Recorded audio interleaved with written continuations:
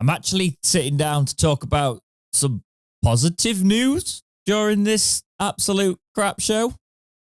Let's get into it. So this will come as no surprise to many Sheffield Wednesday fans, but Henrik Pedison has been announced as the Sheffield Wednesday manager. The assistant to Danny Rule very much said to be taking the reins when Danny Rule didn't return. Danny Rule then returned, then he left again, and now Henrik has been confirmed as the Sheffield Wednesday manager. Let's read from the Wednesday website. Henrik Pedison confirmed as Owls manager. The Owls are delighted to announce the appointment of Henrik Pedison as the club's new manager.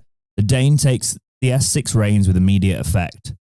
Pedersen joined the Owls in October 23 as an assistant manager and was a vital part of the coaching team as Wednesday sealed championship survival against the odds on the last day of the 23-24 season. He then helped steer the club to a mid-table finish in the second tier in 24-25. Pedersen brought a rich pedigree to Hillsborough, both as a coach and as a manager. Following 6 years within the Red Bull stable, taking stints with Red Bull Salzburg's youth teams and Red Bull Ghana, Pedersen held a central role in forming a football philosophy for the entire Red Bull group. A hugely successful spell with Red Bull led Pedersen back home to the vacant managerial role at HB Køge.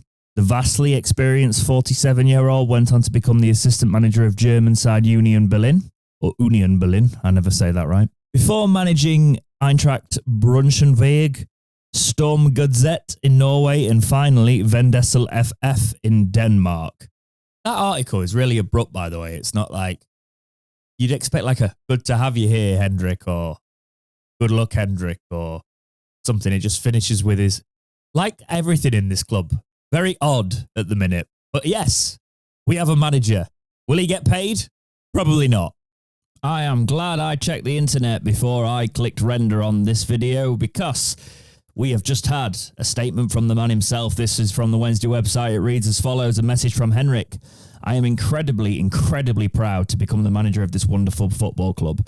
Since arriving in Sheffield with my family, the city immediately felt like our home. The people are what makes a city special, and the fans are what make a football club special. So to now be staying in Sheffield and managing this club with its incredible supporters makes me very happy. This club has a fantastic history, one of the giants of English football, and it is now my job to help us get back into the position we should be in. Is this going to be easy? No. We are maybe in rough waters at the moment, but as a proud Dane, I can tell you that like our Viking ancestors, stormy seas don't bother us too much. You have to get used to it, to weather the storm, to get calmer waters. What a statement that is, by the way. This is a really great club with great fans, and I will do anything and everything to help us thrive and grow. We will have to fight and battle for everything, but with the right mentality, we can achieve great things as a team. To the fans, I ask that we stick together. At times, we may need to be a little patient as we strive to grow. We all care deeply, and we will do all we can to bring the great times back to Hillsborough. I only ask that you get behind your team. Sheffield Wednesday are a massive club. Got that one in there. I now look forward to the hard work of preparing the team. From the youngest kids in our academy right through to the first team, I look forward to seeing you all in the new season. See you all soon. Henrik. Now, this is rumoured. Well, actually, Dom Howson tweeted that he believes it's a 3-year deal. So Pedersen locked in for 3 years. Look, we are in such dire straits at the minute. Everything is going wrong. This was the one positive I was looking forward to, and I'm not even like optimistic to talk about it because of everything else going on. He's literally got players that are due to be paid today that aren't going to get paid today. And he's got to deal with that. I mean, he's signed a contract and he's probably not going to get paid straight away in his contract, which actually probably means he would have terms from walking away from the contracts pretty much immediately, wouldn't he? So I can't get too excited about it, but let's talk about the footballing merits of it. Henrik's 47. He started his career in youth managerial work, actually, in 1997. Worked for a few youth teams and then worked through there. Went into the Red Bull setup, held some assistant manager roles, went to different clubs, held managerial roles. So when he came to Wednesday as an assistant manager, we knew he had a pedigree from being a manager, and he worked really well with Rule, doing a lot of on-the-ball work, as we heard. And now, with Rule leaving, he's got the top spot. This is why I'd kind of come to terms with Danny leaving, because Henrik seemed like a very capable pair of hands. If you watch Windass, he was on a podcast not too long ago, and he was talking about how Danny, obviously he said he was a top manager, etc.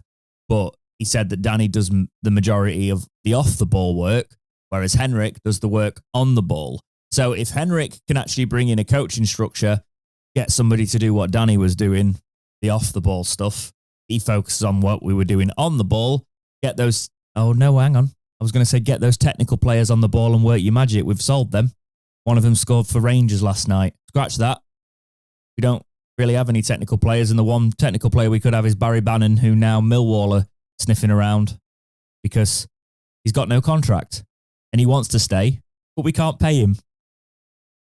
Great. I think the ideal setup for me here would have been Chris Powell underneath Henrik, because I don't think there's much of a coaching structure left. I'd be interested to see what our backroom team looks like, and I'm sure we'll talk about that on the podcast later in the week. Plenty to talk about. We still haven't broken out the clips from that podcast last week because everything's breaking every single day. This week is mad. I have to say, what a man he is for signing, because he knows what's going on amidst all of this, right? He sees it as an opportunity to take the reins. He's bonded with the club, and he's going to try and steer us through this storm. So I can't really do anything but commend the man for taking this on during all of this.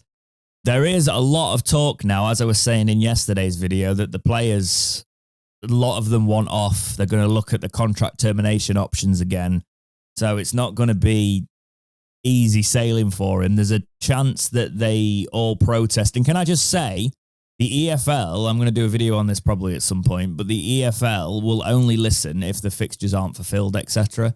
So the players protesting and not playing or refusing to play, turning up to Leicester and then just going to sit in the stands or something like that might have to happen for action to take place now.